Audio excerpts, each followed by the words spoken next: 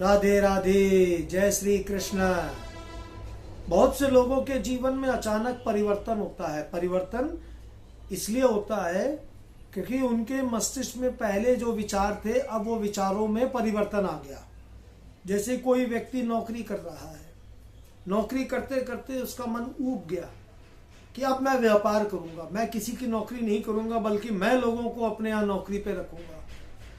इस विषय पे अगर आपको अध्ययन करना हो तो उसके सीधे मस्तिष्क रेखा पे देखें। जीवन रेखा जो होती है ना, जीवन रेखा के ऊपर से ये मस्तिष्क रेखा होती है।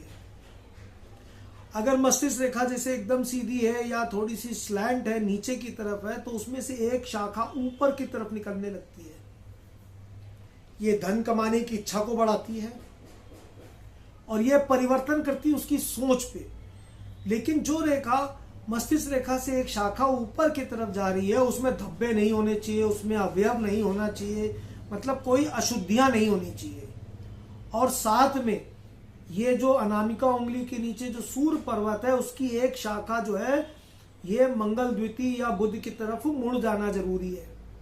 तो ऐसा व्यक्ति नौकरी करते करते उसकी बुद्धि, उस आयु की गणना कर लो तो वो पलट जाती है और वो एक व्यापारी बन जाता है।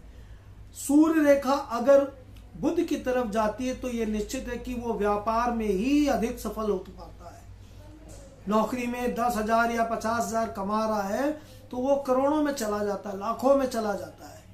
उसको उसी में आनंद आता है और उसी में उसका भाग्य ही लिखा होता है। आपको लगता है कि अभी तो मैं छोटा हूं, अभी तो शुरुआत की है नौकरी, क्या भविष्य में मेरी सोच पूरी होगी? तो ये अगर परिवर्तन आपके पहले से है, सूर्य की रेखा अगर मंगल द्वितीय या बुध की तरफ मुड़ रही है और आने वाले समय में मस्तिष्क रेखा से कोई रेखा निकल रही है, तो ये आपको कहां से कहां पहुंचा देगा। और अगर सूर्य नहीं है लेकिन मस्तिष्क रेखा से रेखा ऊपर जा रही, सूर्य रेखा बुध की तरफ नहीं है परंतु मस्तिष्क रेखा से कोई एक रेखा ऊपर की तरफ उठती है, तो आने वाले समय में आपके विचार इतने बढ़ जाएंगे, आप जो काम करते करते इतने ट्रेंड हो जाएंगे, उसमें आपके विचार का परिवर्तन ऐसा होगा कि आपका प्रमोशन हो जाएगा, आप सीधे बहुत उच्च अधिकारी की तरफ पहुंच जाएंगे। सारा खेल इस बुद्धि का है।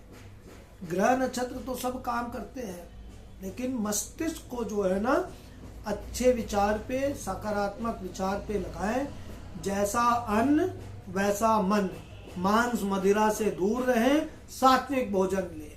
देखिए कैसे आध्यात्मिक उन्नति भी होगी, संसारिक उन्नति भी होगी। क्योंकि संसारिक उन्नति तो क्षणिक है, आध्यात्मिक उन्नति तो इस लोक से परलोक जाने तक साथ रहती है। राधे राधे, जय श्री कृष्ण।